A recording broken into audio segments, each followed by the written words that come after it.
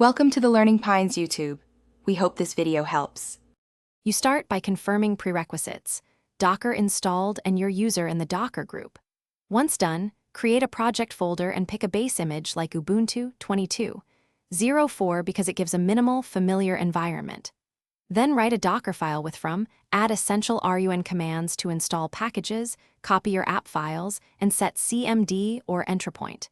You'll build the image next. This is where composition matters, so keep layers logical to speed rebuilds and cache use. You now build the image with Docker build t-mycontainer, latest, and watch each layer. Failures point to the exact RUN line.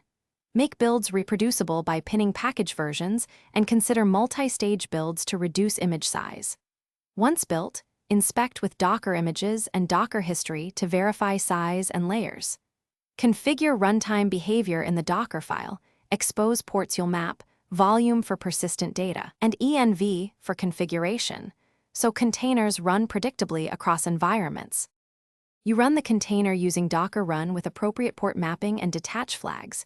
For example, Docker run dp 8080, 80 name mictor mycontainer, latest. Once running, test endpoints and use Docker logs fmictor to stream output. If you need to inspect the file system, Docker execute mictor/bin/bash gives an interactive shell. If something fails, rebuild without cache, confirm file permissions, and SC Linux/app armor contexts, and verify Docker network settings. Thanks for watching. Consider subscribing if we helped you.